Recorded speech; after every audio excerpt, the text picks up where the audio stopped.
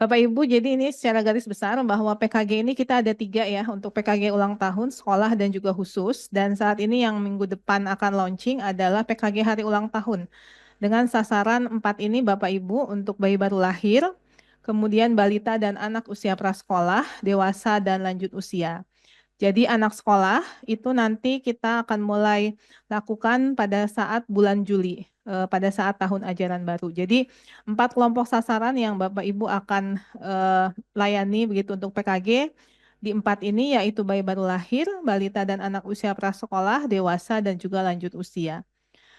Untuk waktu pelaksanaan dan tempat pelaksanaan ini memang untuk kedepannya seluruh FKTP ini dapat terlibat dalam pelaksanaan di PKG, tapi untuk tahap ini yang akan kita buka adalah puskesmas. Jadi masyarakat akan memilih di satu sehatnya untuk puskesmas. Jadi Bapak Ibu di puskesmas ini akan menerima masyarakat yang satu adalah kepesertaan JKN-nya di puskesmas, kemudian juga yang di wilayah domisili tapi KTP-nya mungkin di luar domisili, kemudian yang tidak punya JKN dan juga yang tidak aktif.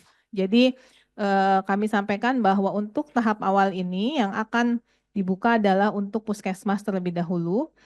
Dan kemudian tapi untuk bayi baru lahir ini bisa dilakukan di seluruh fasilitas pelayanan kesehatan yang menerima persalinan, baik FKTP ataupun FKTL.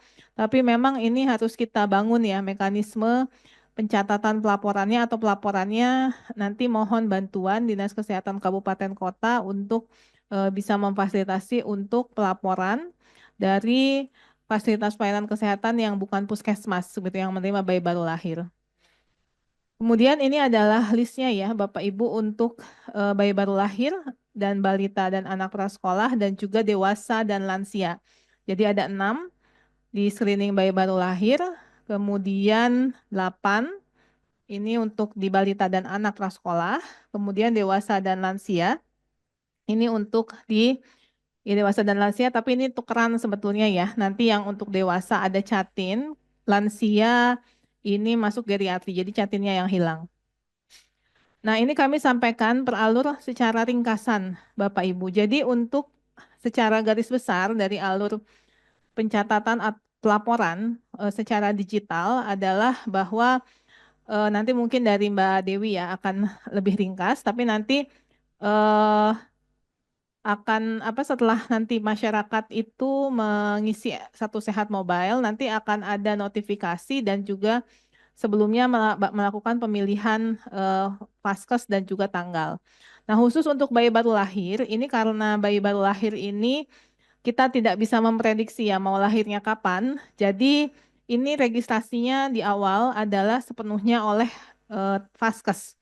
Jadi oleh puskesmas. Jadi didaftarkan mulai dari biodata bayinya dan juga walinya itu oleh tenaga kesehatan yang ada di vaskes yang menerima persalinan. Nanti mungkin ibunya tetap kita arahkan untuk mendownload Satu Sehat Mobile. Kemudian ini adalah pemeriksaan yang nanti akan diinput. Jadi Bapak Ibu nanti ada variabel-variabel yang diinput yang kita sesuaikan dengan 6 pemeriksaan ini. Jadi misalnya pertumbuhan akan ada variabel untuk berat badan bayi, baik itu saat lahir ataupun sebelum pulang dari vaskes ya. Jadi untuk screeningnya itu adalah berat badan bayi yang akan dilakukan penimbangannya pada saat sebelum pulang, tapi harus di atas 24 jam. Kemudian yang kedua, untuk screening penyakit jantung bawaan kritis, pengukurannya menggunakan pulse oximeter neonatus atau newborn. Ini kami rasa 10.000 puskesmas sudah dapat terdistribusi ya untuk pulse oximeter. Ini bisa digunakan dan cara penggunaannya juga sudah secara detail ada di webinar ya dengan mengukur di tangan kanan dan juga kaki.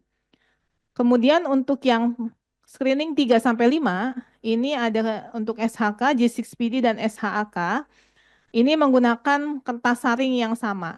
Jadi mengambil sampelnya dari kertas saring dengan minimal 3 lubang terpenuhi, kemudian dikeringkan dan nanti dikirim. Ini harus 3 lubang. Kalau yang biasanya mungkin sekitar 1 atau 2 ya. Sekarang 3 lubang karena ada 3 pemeriksaan yang harus diperiksa, ini dikirim kepada laboratorium rujukan yang sudah ditetapkan. Kemudian yang keenam adalah kelainan saluran empedu.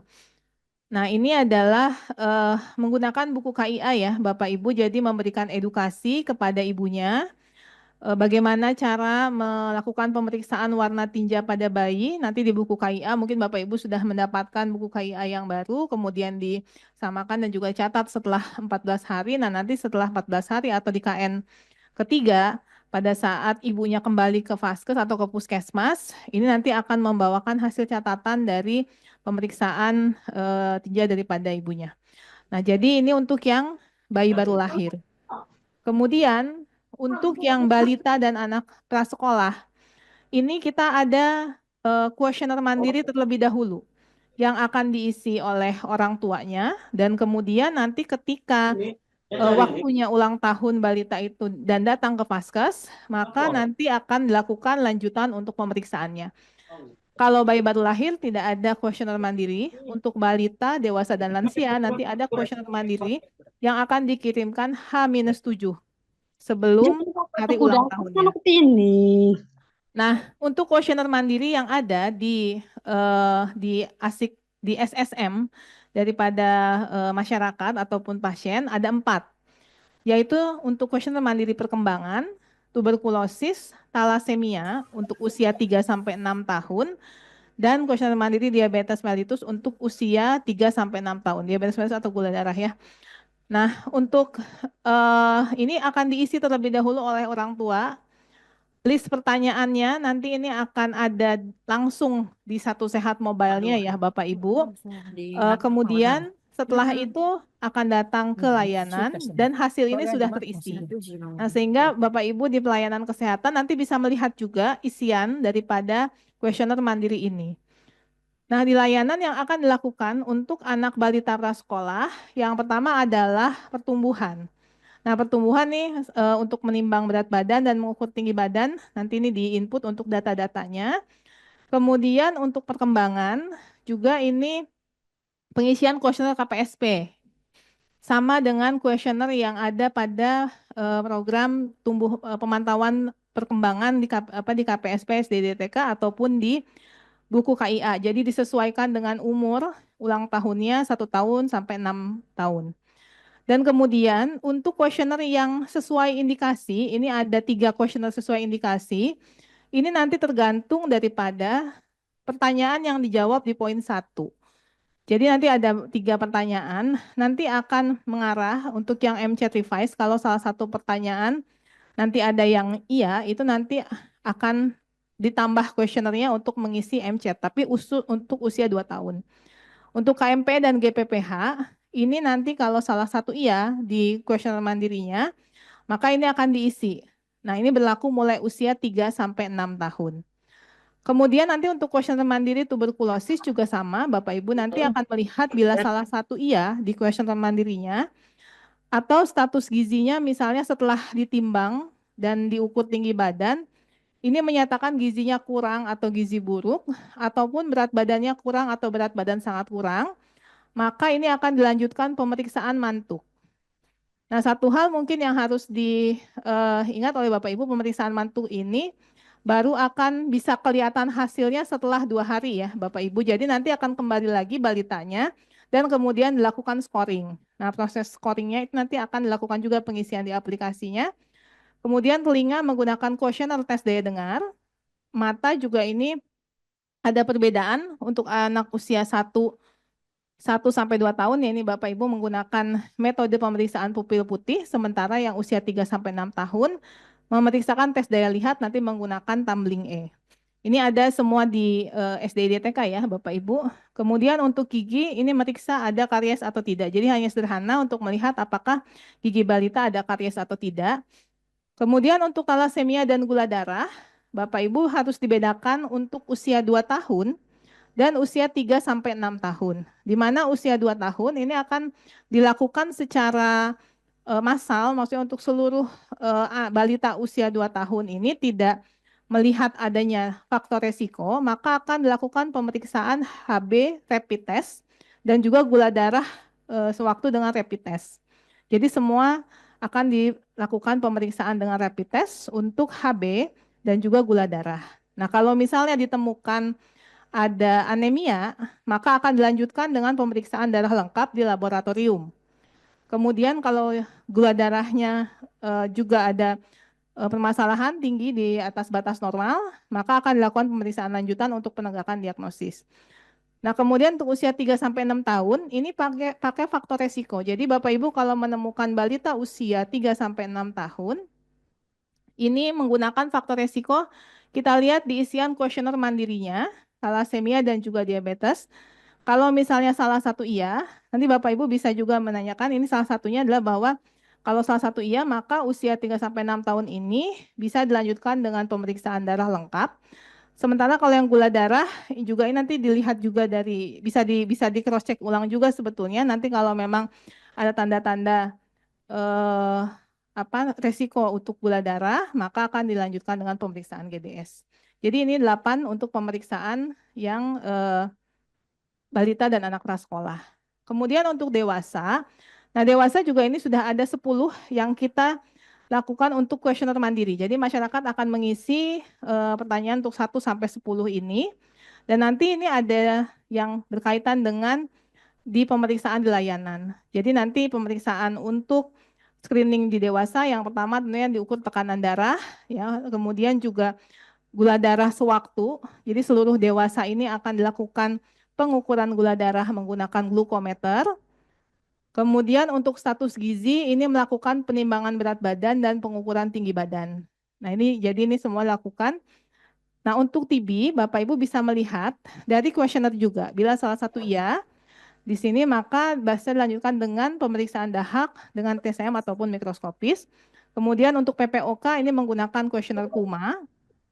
Untuk telinga ini melakukan tes bisik modifikasi ya Bapak Ibu. Dan kalau ada kecurigaan atau ada abnormal, itu maka dilakukan tes dengan otoskop ataupun tes penala. Kemudian untuk mata, ini melakukan tes tajam penglihatan menggunakan e-tumbling. Untuk yang pupil mata untuk melihat katarak atau kelainan mata lain, ini kita mulai di usia 40 tahun. Jadi Bapak Ibu nanti bisa melihat batas usia juga ya Bapak Ibu untuk melakukan pelayanan kesehatan. Kemudian untuk gigi, yang pemeriksaan yang dilakukan adalah pemeriksaan karies, kemudian jaringan periodontal, ini kita mulai usia 25 tahun untuk melihat gigi goyang atau tidak begitu. Kemudian untuk kanker, ini ada 4 kanker, tapi kita bedakan kanker payudara dan kanker leher rahim ini untuk wanita atau perempuan mulai usia 30 tahun, kanker paru dan kanker usus ini untuk laki-laki usia 45 tahun ke atas. Jadi untuk kanker payudara ini pemeriksaan fisik sadanis, kemudian ada screening faktor resiko, tapi ini ada USG sebetulnya Bapak Ibu kalau yang sudah bisa menggunakan untuk USG, ini bisa tambahkan untuk pemeriksaan hasil USG payudaranya. Kemudian untuk kanker leher rahim, ini seluruh perempuan mulai usia 30, baik itu yang statusnya menikah atau cerai mati atau cerai hidup, ini akan melakukan pemeriksaan IVA test, HPV DNA, dan satu lagi mungkin sebelumnya ada kegiatan melakukan inspekulo terlebih dahulu ya, ini saya lupa. Naruh di sini inspekulo, IVA test, dan HPV DNA. Kalau yang belum menikah, tapi ternyata pada saat di kuesioner menjawab sudah ada probing ya, probing pertanyaan melakukan hubungan intim atau seksual. Nah, maka ini juga bisa dilakukan untuk pemeriksaan kanker leher rahim. Jadi saat perempuan usia 30 tahun ke atas, ini akan melakukan pemeriksaan kanker leher rahim. Kemudian untuk kanker paru dan kanker usus, ini untuk laki-laki mulai usia 45. Kanker paru nanti menggunakan kuesioner faktor resiko, ini sudah ada di website ASIK. Kemudian untuk kanker usus ini ada probing terlebih dahulu di kuesioner mandiri, Bapak Ibu, untuk pertanyaan riwayat kanker dan juga scoring untuk APCS-nya. Kemudian nanti bila memenuhi scoring APCS, maka akan dilakukan colok dubur atau pemeriksaan darah samar. Kemudian nanti untuk hati, ini ada faktor resiko yang akan ditanyakan Bapak Ibu di kuesioner mandiri. Dan bila salah satu iya, ini nanti bisa dilakukan pemeriksaan untuk rapid hepatitis B atau hepatitis C. Nanti ada pertanyaannya yang akan mengguide ya Bapak Ibu semua, nanti bisa diperiksa untuk hepatitis B atau C, tapi ini kalau hepatitis sebetulnya ini sudah berjalan juga ya di program hepatitis. Kemudian untuk calon pengantin, nanti ada probing pertanyaan di kuesioner mandiri apakah akan menikah dalam 1 tahun ke depan. Nah, kalau ada pertanyaan itu dan dijawab iya, maka akan dilakukan pemeriksaan hemoglobin yang rapid untuk perempuan dan kemudian ditambah HIV dan sifilis. Jadi untuk perempuan Catin akan diperiksa HB, HIV dan sifilis. Untuk yang pria atau yang laki-laki ini akan dilakukan rapid HIV dan sifilis. Nah, kemudian untuk poin 15-17 ini ada conditions atau ada faktor resikonya dan juga kita mulai usia ya Bapak Ibu. Jadi nanti dilihat usia 40 tahun ke atas di KMK kami sampaikan untuk dilakukan puasa terlebih dahulu. Karena takutnya nanti bolak-balik ketika nanti sampai ke puskesmas itu tensinya tinggi, itu kan ada merupakan kriteria untuk kita lakukan pemeriksaan stroke dan jantung. Nah, sehingga kita minta untuk puasa, tapi minimal nanti dia akan mendapatkan pemeriksaan gula darah ya, walaupun nanti gula darahnya nanti akan menjadi gula darah puasa, walaupun nanti pemeriksaan jangan dengan rapid.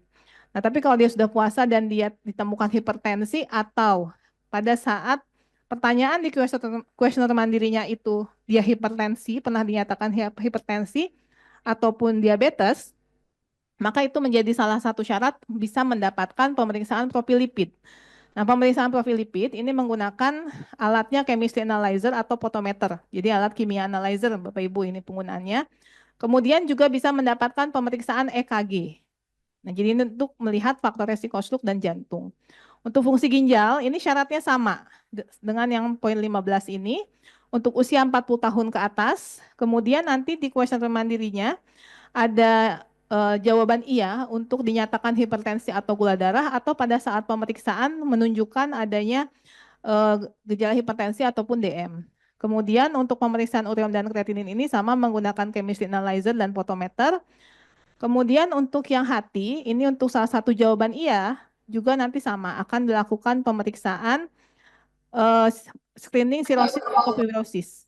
Ya, jadi nanti untuk yang terdiagnosis hepatitis B atau C ataupun obesitas sentral dan dislipidemia, ini akan mendapatkan pemeriksaan untuk APRI-score dengan menghitung rasio trombosit dan SGOT dengan menggunakan alat hematologi analyzer dan juga chemistry analyzer. Untuk lansia sama ya Bapak Ibu, hanya penambahannya untuk lansia yang geriatri dan geriatri ini sudah ada di kuesioner sekilas dan ADL yang nanti akan ada di website ASIK ya Bapak Ibu. Jadi ini untuk geriatri, Bapak Ibu yang sudah melakukan screening geriatri di puskesmas ini hampir sama ya untuk penggunaan penggunaan dan interpretasi daripada kuesioner untuk geriatri. Nah, mungkin ini ya Bapak Ibu untuk pengantar. Jadi kami harapkan ini sosialisasi yang pertama, Bapak Ibu bisa menyimak untuk penjelasan daripada tim TDDK atau tim transformasi digital kesehatan untuk website ASIK dan kemudian juga nanti setelahnya bisa koordinasi dan konsolidasi dalam pelaksanaan PKG dan juga mungkin kalau ada masukan perbaikan silahkan juga ini nanti mungkin kita bisa tampung dalam perbaikan untuk yang pengembangan berikutnya ya Bapak Ibu. Mungkin demikian Bapak Ibu, untuk secara jelas Bapak Ibu bisa sebetulnya melihat nanti kembali di Juknis, KMK Juknis pemeriksaan kesehatan gratis dan juga dari webinar-webinar yang 2 minggu yang lalu telah diselenggarakan. Di YouTube-nya mungkin bisa nanti lebih detail.